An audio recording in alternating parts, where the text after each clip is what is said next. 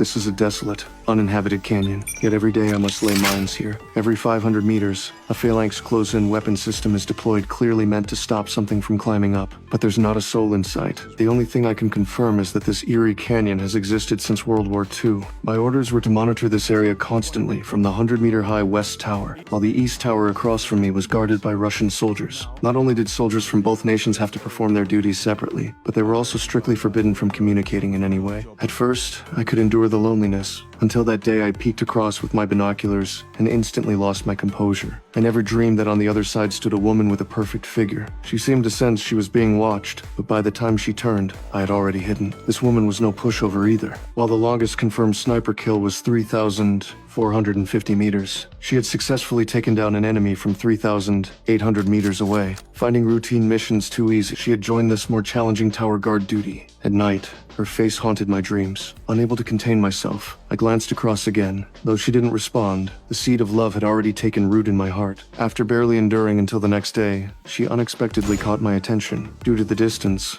she wrote her message in a notebook.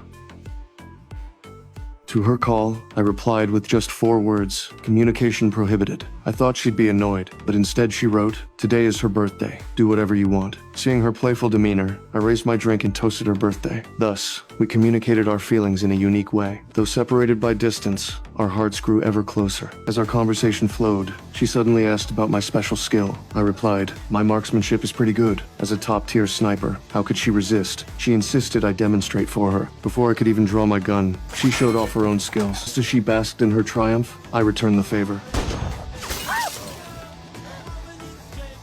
Not only did she not get angry, she placed the bottle on her head, signaling me to continue. The moment I aimed to fire, her expression shifted from surprise to terror. She gestured for me to look down in the darkness. Something was closing in. I quickly aimed my rifle into the depths of the canyon. When the first monster appeared, I finally understood what my superiors had ordered me to guard.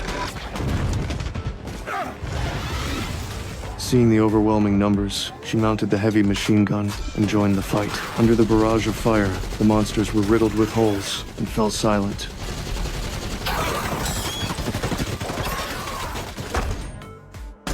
In an instant, just as we thought we were safe, an eerie sound came from her position. She took 2 steps back when a giant hand suddenly appeared at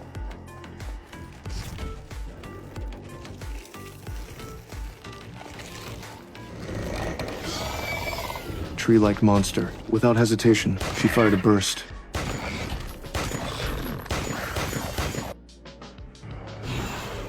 But the falling creature triggered an airborne mine. A deafening explosion sent shrapnel into her chest.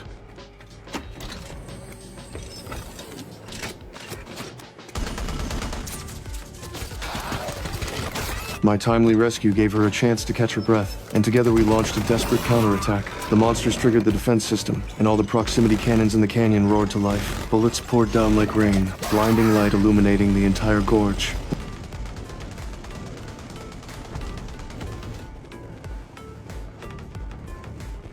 Only at dawn did the canyon finally fall silent. We had temporarily repelled the monsters, but we didn't realize this was merely the beginning of the nightmare.